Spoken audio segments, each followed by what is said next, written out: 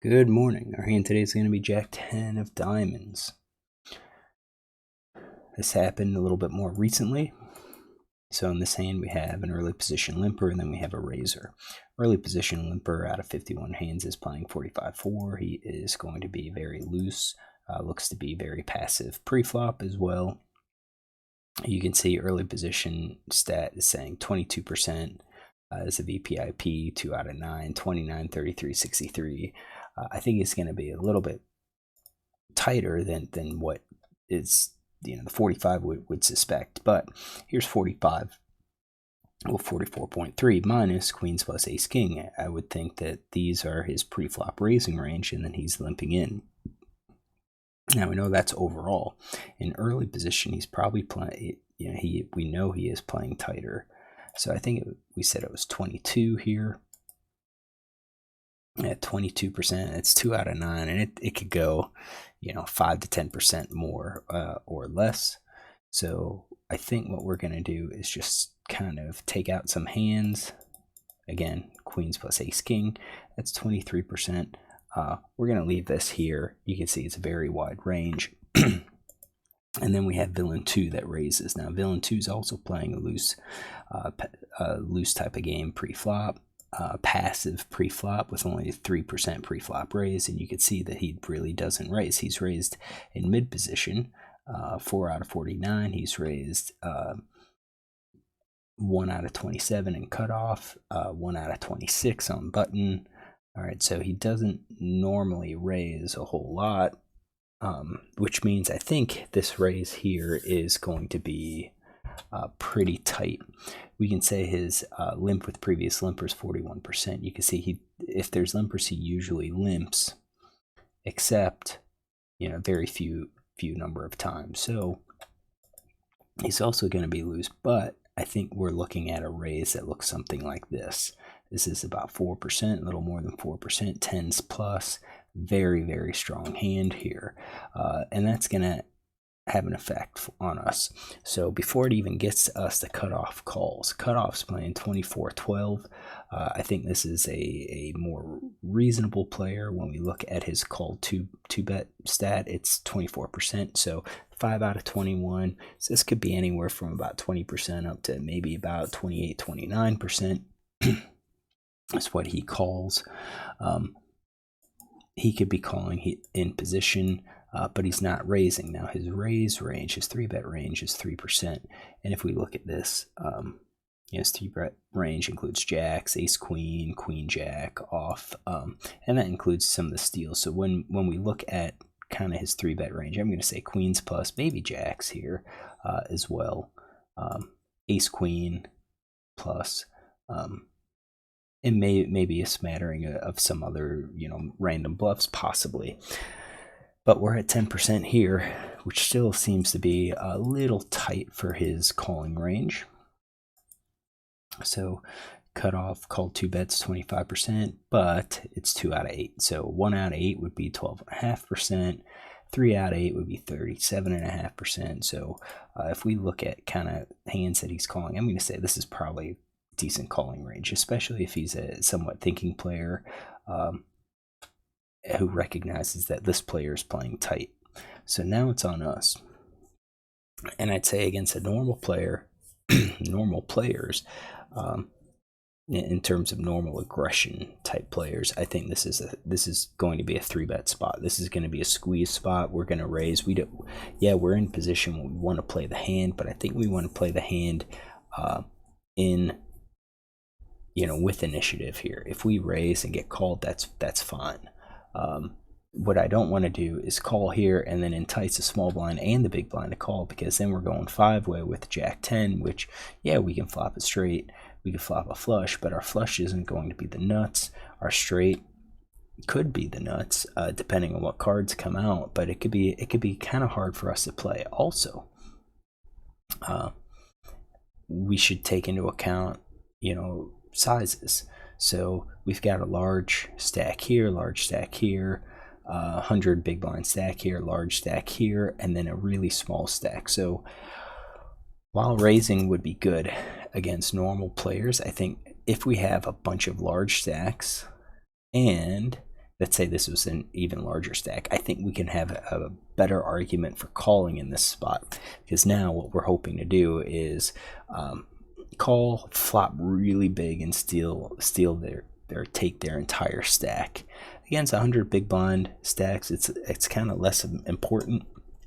I think we can raise. Anyone that calls, we still have a shot at taking their stack. Whereas if we raise here and we get a call, the players with the monster stacks are going to be aware, well, they don't want to risk their entire stack, usually post flop, unless they also flop big. And if we flop big, then chances are they didn't flop big.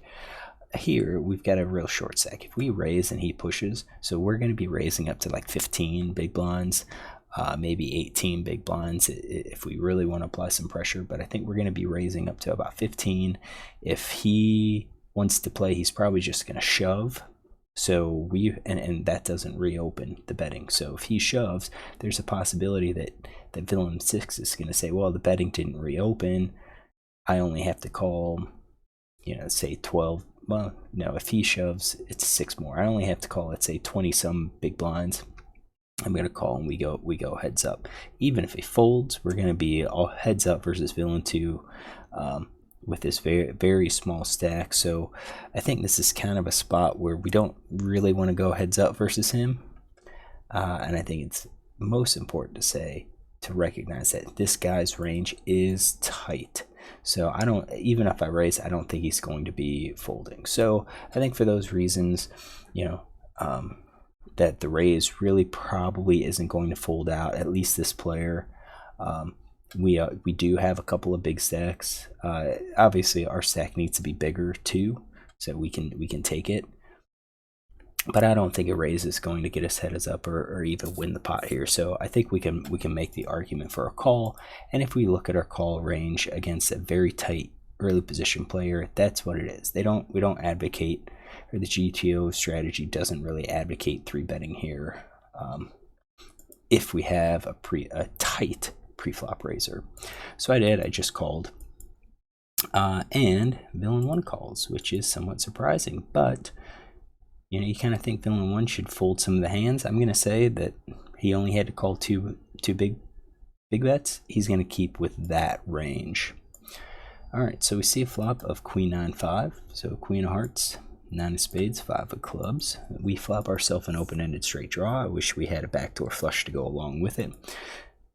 Villain 1 checks. I'm going to assume he's always going to check his 100%. Then villain 2 bets. He bets 5.5, which is less than half pot. And he only has 17.3 left. So the question is, what are we going to do? How do we get the rest of the stack in? Well, villain 5 folds. So let's go to this player. He c-bets. I'm going to say he c-bets 100% here because he's short stacked. His c-bets are 100%, but it's only like 1 out of 1, and so forth, probably because he doesn't raise a whole lot. But we'll say it's 100% of his range. 100% of his range. If we fold, or villain 6 folds, so I think he would have called with top pair plus, probably with open enders, but we have 2 cards that are out for the open ender, so no big surprise. You can see top pair plus with open ended straight draw is only 23%. He's going to be folding a large percentage of the time. So it's on us now. What do we do? If we raise, what are we trying to accomplish? I think if we raise, we're building up the pot. We're going to be pushing villain 1 out, and we're probably just going to be getting villain 2 to call, because if we raise, what kind of hands are going to call? I think he's going to call top pair plus. So he had 100%. Top pair plus is 39%. Maybe he calls, so we're looking at 60% fold. But I think there's the interesting dynamic when you get short stacked, where players say, you know what, I'm just going to call them, no matter what. I'm short, I'll rebuy. So there's a possibility then that jacks and 10s will call because they have a pair, and it's like, well, I could easily be doing this raise with open-ended straight draw, with some sort of straight draw. So I'm just going to call here. What else are we missing? Well, we're missing the ace king and we're missing the ace jack. Would I think that they call? I don't think so, but you never know. You never know. So while raising, I think apply some pressure, and we probably will get folds that we need to make the raise profitable. I think our goal is always to maximize our EV, and I think the way we can maximize our EV is just a call here and hope that villain 1 comes in for the call. So if we get an 8 or if we get a king, I think there's going to be a high likelihood that we're going to take villain 2 stack. And if villain 1 happens to call, if he had, let's say, a 9 and he calls and catches an 8 for 2 pair, he's going to put in even more money. So I think instead of trying to raise and blast out this villain, I think our play here is to try to call. The other thing is that we don't have a hand yet, so by calling, we might be able to realize our equity by seeing that next card.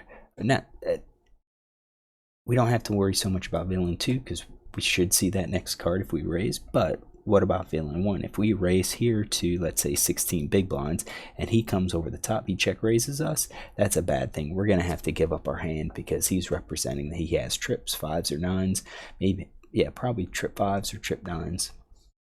And we'll just have to fold, so we don't get to see that hand.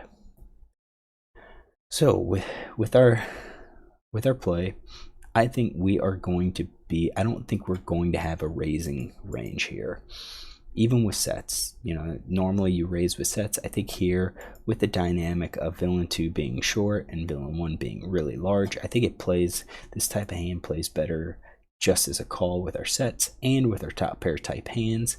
I think we could also call with jacks and 10s. If we raise, I think we're raising as a bluff. But I think it's kind of foolish because I don't think villain's going to be calling with just junk. So, and we could easily just fold jacks and 10s. And that's, it would be a tight fold, but I think it's possible. So I think we can call with this range. I don't really have a raising range. So what do?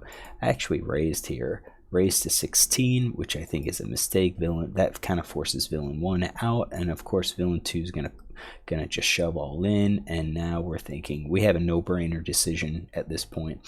We have to call 6.8 big blinds to win, 52.3 big blind that's in there. I only need 12% equity. I do have that. I mean, if we're behind, we're drawing to 8 outs at this point. Maybe 7 outs if he has kings. So I think this is an easy call at this point. I run out 3 hearts, 9 of diamonds, and villain shows ace queen. So we had ace queen in his range here. Oops, this guy folded.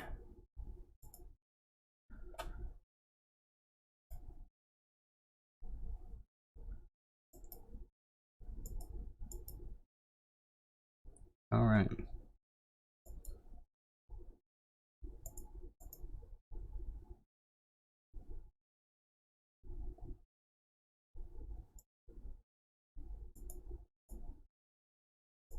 Yep, we called. I was hoping to see kind of just the draws. So we bet.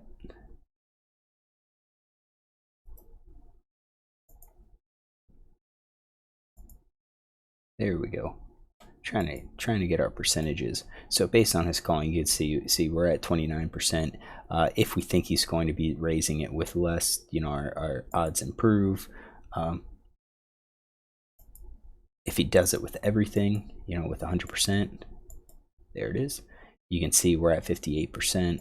So I think even if it's just top pair plus and no draws, we still have the odds to call. You know, we're getting the pot odds to call. So, you know, we lost this hand. I do think, you know, based on the read for this player, how he's tight, I think our pre-flop call is okay. I think it's better. The call is better than a raise at this point, because I don't think we really want to go, you know, all in pre-flop versus a player with a super tight range. And then post-flop, I think the mistake was actually raising.